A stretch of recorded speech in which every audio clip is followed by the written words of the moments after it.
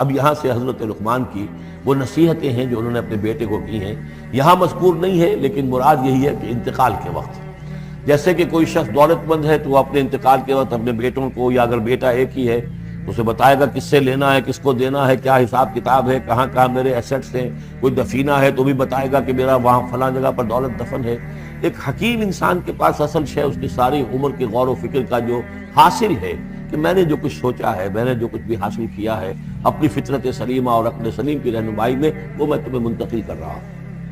وَإِذْ قَالَ لُقْمَانُ لِابْنِهِ وَهُوَ يَعِظُهُ، یاد کرو جب کہ کہا لقمان نے اپنے بیٹے سے اور وہ اسے نصیحت کر رہے تھے، یا بنی لا تشرک باللہ، نمبر ایک اللہ کے ساتھ شرک مت کیجو، ان الشرک لظلم عظیم، یقیناً شرک بہت بڑا ظلم ہے، بہت ظلم، سب سے بڑی ناانصافی۔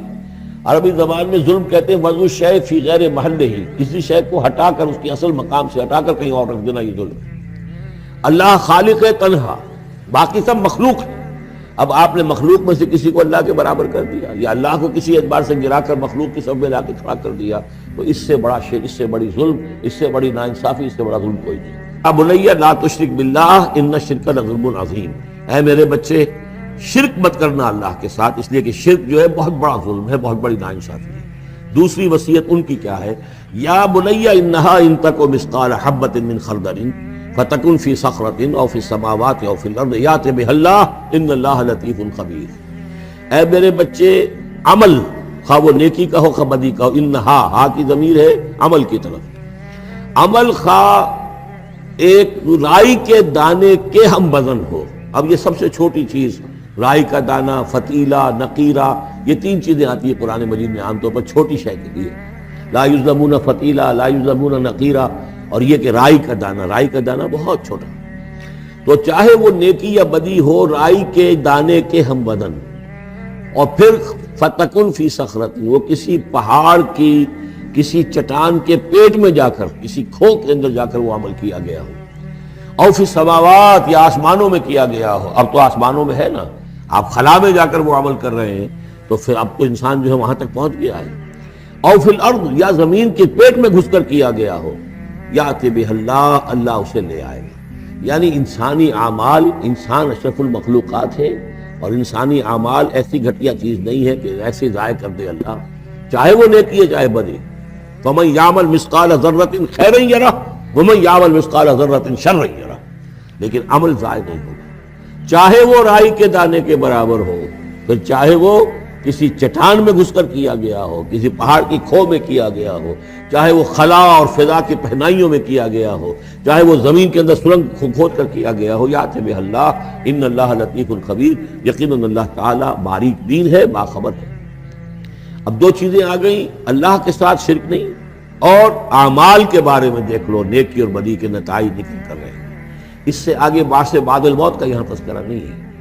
اس سے بعد جنت اور دوزخ کا، اس لیے کہ یہ چیزیں معلوم ہوتی ہیں پھر نبی کے بتانے سے۔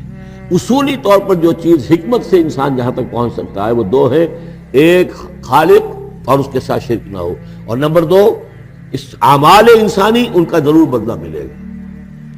اب اس کے بعد تیسری بات، یا بنی اقم الصلاۃ، نماز قائم رکھ، یعنی جس اللہ کو تم نے پہچان لیا ہے، اب محض ایک مرتبہ پہچان لینا کافی نہیں ہوگا، اسے یاد رکھنا ضروری ہے، ورنہ شیطان تمہیں ورغلائے گا، تمہیں ادھر ادھر سے جو ہے تمہارا نفس تمہیں غلط راستے پر ڈال دے گا، جب تک کہ یہ ایمان باللہ مستحضر نہ رہے ذہن کے اندر۔ اور ایمان باللہ کو مستحضر رکھنے کے لیے ذکر ہے جو ہم پڑھ چکے ہیں،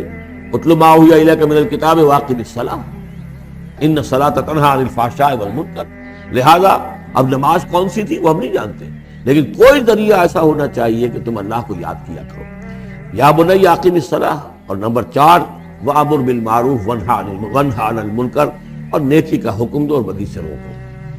یہ بھی تمہاری ذمہ داریوں میں سے ہے، یہ بھی انسان کی، یوں سمجھیے کہ اس کی انسانیت، اس کی شرافت، اس کی مروت کا تقاضا ہے کہ وہ اپنے جو ابنائے نو ہیں، جو بھی انسان ہیں، ان کی بھلائی کے لیے کوشاں ہوں، اور سب سے بڑی بھلائی ان کی، سب سے بڑی خدمت یہی ہے کہ انہیں برائیوں سے روکا جائے اور بھلائیوں کی دعوت دی جائے۔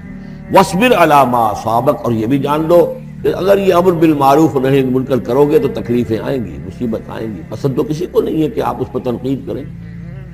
اگر آپ کسی بچے کو بھی سڑک پر کھیل رہا ہو، گلی میں کھیل رہا ہو، اگر آپ اس سے کہہ دیں کہ بیٹے یہ کوئی کرکٹ کھیلنے کی جگہ نہیں ہے، کسی کی گاڑی کا شیشہ توڑو گے تم،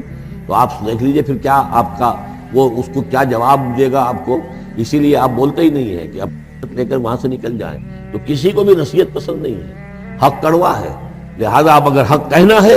اور نصیحت کرنی ہے تو پھر تیار رہو کہ وہ ممکن ہے تمہیں پلٹ کر گالی دے دے، وہ کہے کہ تم پہلے ذرا اپنے دامن کو دیکھو تمہارے کتنے دھبے ہیں. اب جو بھی ہو برداشت کرو. اور اگر کوئی بڑی بات ہے، اگر فرعون کے سامنے جا کر حق کہو گے تو وہ تو کہے گا کہ میں تمہیں جیل میں ڈالوں گا. تو اس طریقے سے یہ وَاصْبِرْ عَلَىٰ مَا أَصَابَكَ، پھر جو شے بھی تم پر آئے اس پر صبر کرو. إِنَّ ذَلِكَ مِنْ عَزْمِ الْأُمُورِ، یقیناً یہ چیزیں ہیں جو بڑی ہمت کے کاموں میں سے. گویا کہ وہ چاروں چیزیں اس میں آ گئیں. وَالْعَصْرِ إِنَّ الْإِنسَانَ لَفِي خُسْرٍ إِلَّا الَّذِينَ آمَنُوا وَعَمِلُوا الصَّالِحَاتِ وَتَوَاصَوْا بِالْحَقِّ وَتَوَاصَوْا بِالصَّبْرِ. یہاں اصطلاحات ذرا علیحدہ ہو گئی، تواصی کے بجائے امر بالمعروف نہی عن المنکر آ گیا. صبر جو کا تو ہے، باقی ایمان اور وہ تمام چیزیں اعمال صالحہ میں سے نماز آ گئی، والدین کے ساتھ حسن سلوک آ گیا. آخری دو آیتیں ہیں وَلَا تُصَعِّرْ خَدَّكَ لِلنَّاسِ. اور دیکھو اپنے گالوں کو پھلا کر مت رکھو لوگوں کے سامنے، یعنی تکبر اور غرور اس انداز میں رہنا. وَلَا تَمْشِ فِي الْأَرْضِ مَرَحًا، اور تم زمین میں اکڑ کر نہ چلو. ان اللہ لا يحب كل مختال فخور، یقیناً اللہ تعالیٰ کو جو اکڑنے والے ہیں. اور یہ مختال بنا ہے خیل سے. خیل کہتے ہیں گھوڑے کو. گھوڑے کی چال میں ایک تمکنت ہوتی ہے، تو جب انسان بھی بڑی تمکنت کے ساتھ چلتا ہے تو وہ گویا کہ اختیال بن گیا. لا يحب كل مختال فخور، شیخی کھوڑے، فخر کرنے والے، اکڑنے والے اللہ کو پسند نہیں ہے. یہ مضمون سورہ بنی اسرائیل میں بھی آ چکا ہے. وَلَا تَمْشِ فِي الْأَرْضِ مَرَحًا إِنَّكَ لَن تَخْرِقَ الْأَرْضَ وَلَن تَبْلُغَ الْجِبَالَ طُولًا. تم کتنا ہی پاؤں مار کر چلو ہماری زمین کو پھاڑ نہیں سکتے، اور کتنی گردن اکڑا لو، اونچے ہو جاؤ، سینہ تان لو اور اوپر ترا بھی چڑھا لو، لیکن یہ کہ تم پہاڑوں کی اونچائی تک نہیں پہنچ سکتے. آخری بات فرمائی وَاقْصِدْ فِي مَشْيِكَ، اپنی چال میں میانہ روی اختیار کرو. یہ میانہ روی ہر اعتبار سے، چال میں بھی، خرچ میں بھی. وَالَّذِينَ إِذَا أَنفَقُوا لَمْ يُسْرِفُوا وَلَمْ يَقْتُرُوا وَكَانَ بَيْنَ ذَلِكَ قَوَامًا. یہ ایک میچور شخصیت کا کہ اس کے اندر ہر اعتبار سے معلوم و توازن ہو، انتہا پسندی کسی بھی اعتبار سے نہ ہو. وَاقْصِدْ فِي مَشْيِكَ وَاغْضُضْ مِنْ صَوْتِكَ، اور اپنی آواز کو پست رکھو. اس کا مطلب کیا ہے کہ کہیں کوئی آرگومنٹ ہے، کہ جھگڑا ہو گیا ہے، تو آواز کو بلند کرنے کی کوشش نہ کرو، بات اپنی کرو. عام طور پر یہ ہوتا ہے کہ جب آدمی دیکھتا ہے کہ میری دلیل تو کمزور پڑ گئی تو پھر وہ اپنی آواز کی والیوم بڑھا کر کوشش کرتا ہے کہ کمپنسیٹ کرے کہ دلیل عقلی اعتبار سے تو کمزور ہے لیکن میری آواز جو ہے وہ اس کے اندر وزن پیدا کر دے. وَلَا وَاغْضُضْ مِنْ صَوْتِكَ، اور دیکھو إِنَّ أَنْكَرَ الْأَصْوَاتِ لَصَوْتُ الْحَمِيرِ. آواز جو گدھے کی ہوتی ہے وہ ڈھیچو ڈھیچو جب کرتا ہے تو بلند تو وہ بہت ہوتی ہے، لیکن کس قدر ناپسندیدہ آواز، کتنی ناپسندیدہ آواز ہے. تو آواز کی بلندی کوئی حسن نہیں ہے، اصل تو یہ شے ہے کہ آپ جو بات کہیں وہ وزنی ہو، وہ دلیل کے ساتھ ہو، اور وہ آپ اپنی بات کو منوا سکیں اس کے حوالے سے.